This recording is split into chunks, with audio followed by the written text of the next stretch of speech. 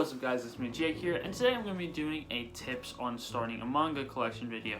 Now I know a lot of you might be thinking right now, thank God Jake, no more Among Us content, because my last couple videos have just been Among Us videos.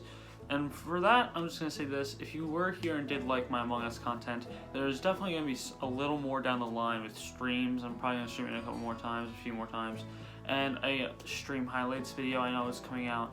But I'm not going to be making too many. It's basically just mainly going to be streams. So don't worry about that.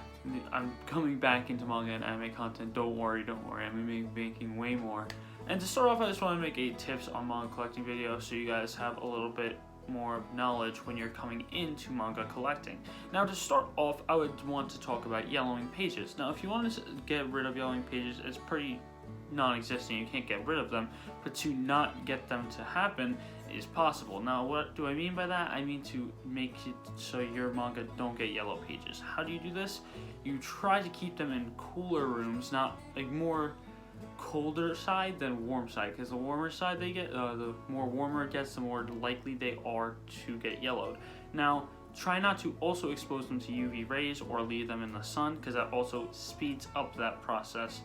Also, another reason is humidity. If your room is super humid, it's gonna start yellowing and also deforming the book, so it's gonna like start becoming wavy. And if you have self-printed volumes, this is way more. This occurs way more. Like I think Promji was talking about on one of his streams how he had some self-printed Kingdom volumes, and they were just like this because of how humid it was. I could be wrong, but I think that is what he said. And yeah, it's really mainly about humidity, the heat, and the sun. Those are the main three things. And if your like state is usually really humid, I know there's things that take away humidity, so I could just tell you to look those up. They're like, I don't know what they're called, but if you look up things to get rid of humidity, they'll probably come up. Next up is how to organize your collection. Now, you might have saw what my collection used to look like, how I had them stacked sideways. That's also fine. But when you're stacking manga on top of each other, like here's a volume, like, oh, I can give you an example right now. Even though these two are actually light novels, if you're stacking them on top of each other because you have enough room, try not to do it like this. Try to keep it like this. There's a picture of it in the thumbnail. But try to keep it like this, since if they're like too much on either side, it can indent the pages in here and dent the pages and cover and spine of the one in front. So that's why I would just rather you not, because there's a lot of room for error when you're stacking manga on top of each other. Now, if you're gonna do it a different way and make it so the volumes go like this, because you have enough room, like make them go one behind the other, that's pretty good. That's a good way to keep it. And so I would suggest that more than the first one, is to not double stack, but double row. And that gives you the same amount of room as if you were gonna double stack, and it's pretty helpful. Now, another thing is, more shelves is better than no shelves. Now, what do I mean by that? When my old collection, like my old shelves, were here, I had no room. So having more shelves is always more helpful. Because now, I don't know if you can see it, but I have like 9 more shelves of room where I can fit at least like a couple hundred volumes, and that helps me a lot. Now, if I also do what I used to do and stack volumes like this and have the first volume on here for like the longer running series, like my Black Clover, my Berserk, my Set for the End, my Hero, it's going to be very helpful if you stack volumes like this and then put the first volume on here. Now, I don't usually do random volumes, I do the same series, so that's what I would say. Just do one full long series and then put like the first cover in front so it looks a little bit nicer. That's a good way to also organize your collection. And yeah, another thing is when you're trying to find manga, if you're in the US, it's probably one of the easier countries other than like Japan to get manga, because you have a lot more sources. And by that, I mean you have Right Stuff, you have eBay, Mercari, Facebook Marketplace, thrift stores, Barnes and Nobles. You have a lot of different options. Now, if you're in like Canada, you still have Right Stuff, and I feel like you still have a couple of those options like eBay, Mercari, and all that. And you also have the Manga Swap on Reddit. I don't really use Manga Swap. I know that might seem weird. I don't use it because I don't have PayPal, so it's kind of basically impossible to pay if I don't have PayPal. So if you don't have PayPal, then I kind of say stray away from Manga Swap, even though it has some really good deals.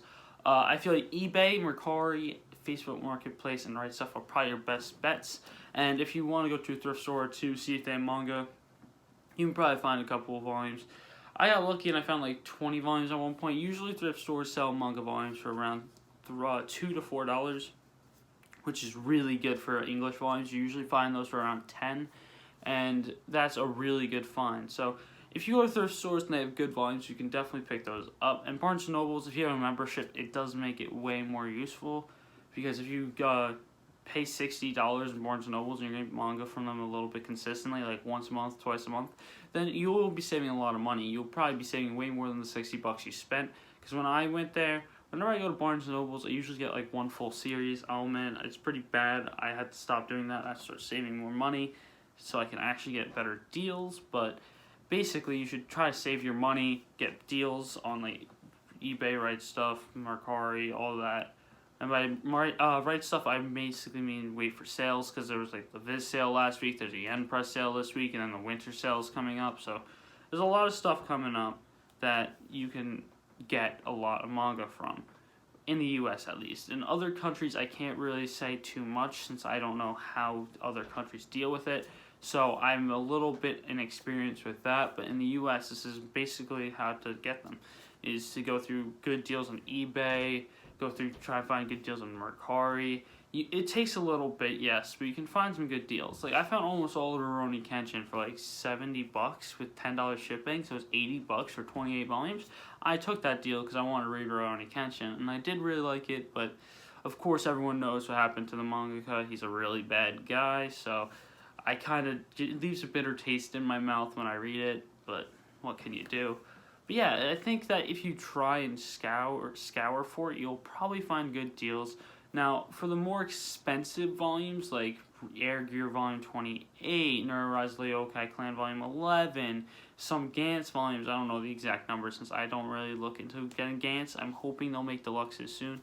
But yeah, if you're trying to look for like those and like the My Hero San Diego Comic Con, I don't know what year, Volume 1 with like the black and white cover, that's like $250. I really want that one, by the way.